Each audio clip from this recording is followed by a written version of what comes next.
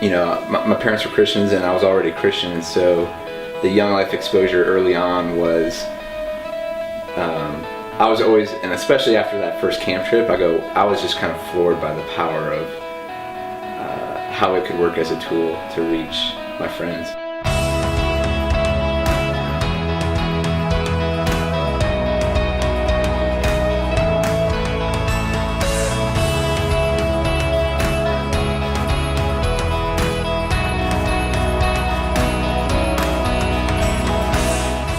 I was a sophomore in college, so my college roommate from Michigan asked me if I wanted to go work at a Young Life camp called Capernaum. And I knew nothing about Young Life, but I said yes. And it ended up being the best summer of my life, and I could not believe how many teenagers were coming to Christ through this ministry. I really saw a need. There was not Young Life in Northern Kentucky, and I saw a need for it a long time ago, even though I didn't know Young Life existed. So after that summer being on summer staff at Saranac, he started putting a big burden on my heart that he wanted to bring a lot of kids in this area to himself through using this ministry. I would say God really had the ball roll fast with Highlands. And then for about 7 years, though, it was the only school in Northern Kentucky. So, and believe me, there was definitely spiritual things going on that didn't make it all easy. People maybe thought it was a cult. They'd never seen it before. It was, and if they didn't even have any relatives across the country that had ever been in Young Life, it was just an unknown.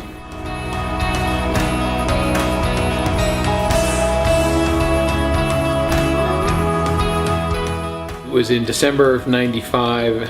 I was, and I'm not sure where I was coming from, but for whatever reason I was flying into Cincinnati from somewhere and praying about what to do.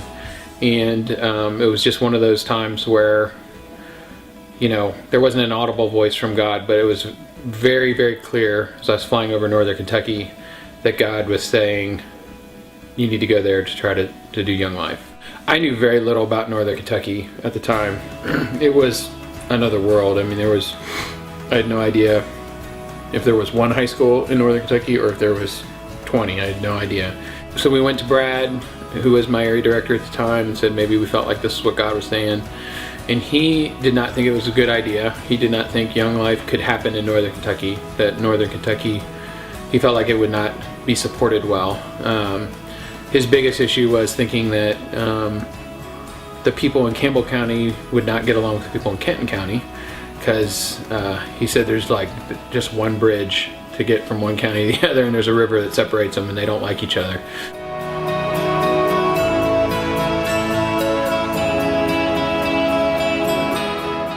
I ran into Devin Craig through some crazy God stuff, where just the Lord led me basically to where Devin was. And Devin and I are sitting in a parking lot at Milford High School, and he said, hey, you remember Rick? And I said, yeah. He goes, hey, we're going down to Northern Kentucky to start this Young Life stuff. You want to come with us? And I was like, why not? I got nothing else to do. The meeting with Rick was really awkward, because we were sitting in Hardee's, and he pulls out this packet of like leader contract, expectations, all this stuff, and he's like, I want you to read through this.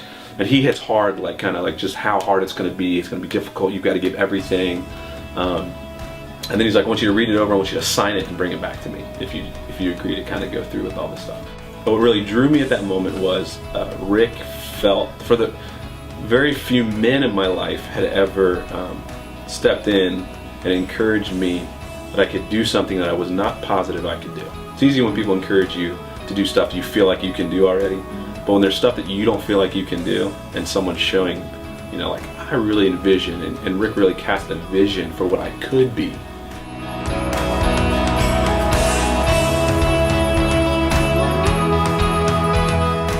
We grew tremendously in those early years. The growth rate was really fast. We went basically from, the summer of '97, when we took probably 35 kids to summer camp total, to, by the summer of 2001, we had one of our biggest camping years of well over 600 people.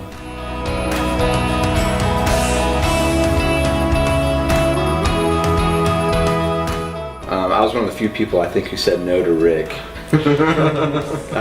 in terms of becoming a leader. So I ended up going out of town to college for some very good reasons.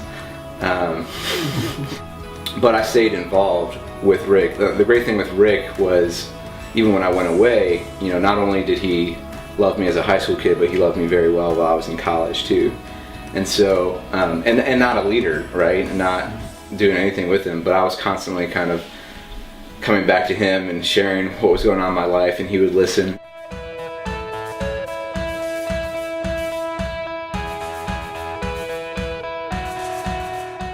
They basically said, hey, listen, you've taken more kids to summer camp every summer for the past 3 years in any area in the country, and we just really want to know what's going on and hear what you have to say about it, and bring a student to share as well. We didn't share anything that was really, enlightening. It was, what the strategies we've had in this area and the things that we've done were developed by Jesus. I mean, it's the model that we have for what we do. It's life on life, it's relationships, it's real relationships. The leaders, as they invest in the students, they're not looking to create something big. They're looking to build into people, to build into the students.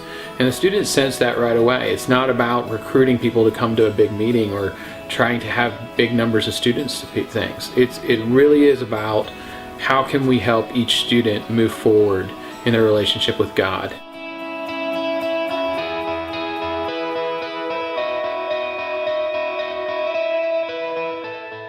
Around 2001, we had a big discussion, a big board meeting with some adults, and the big discussion was we had volunteer work going on at 3 high schools in southeast Cincinnati across the river, New Richmond, Amelia, and Anderson, and we knew that long term that we could not continue to volunteer those areas. They were just too far away, the drive was too far, and really knew in the back of our minds that southeast Cincinnati needed to eventually become its own area somehow.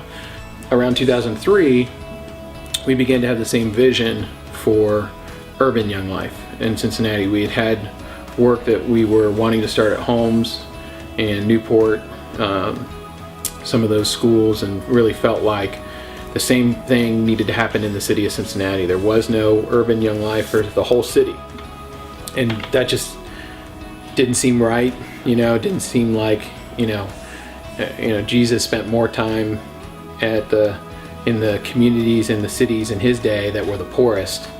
My heart was leaning, was kind of aching, because I felt like we don't have any work at schools like Holmes. I'd started to have some interaction with people at Holmes. Katie's mom was a teacher there, and just through talking to her and stuff like that, really kind of felt like, man, why aren't we in these schools? Why aren't we in Cincinnati Public Schools? Why aren't we in some of these inner city schools?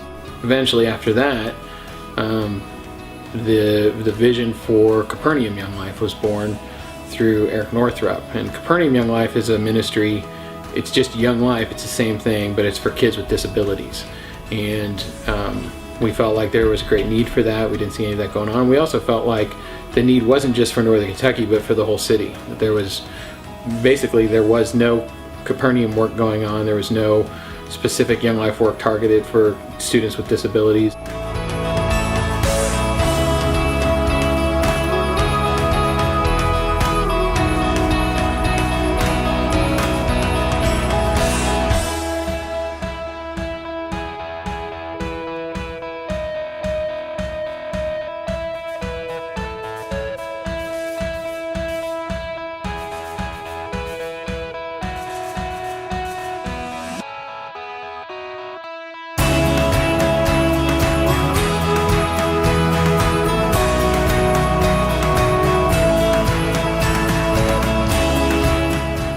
This vision that was casted when I was a sophomore in high school, right, to throughout high school and college, to being a leader and beyond, that now we're not, we stopped leading in 2008, and it's going, and to be a part of this, to be a part of something that God was doing and is still doing, has just been amazing. And all glory to Him. Even this 15 reunion, it's not a celebration of Young Life, right? And it's Young Life itself. It's a celebration of what Jesus has done.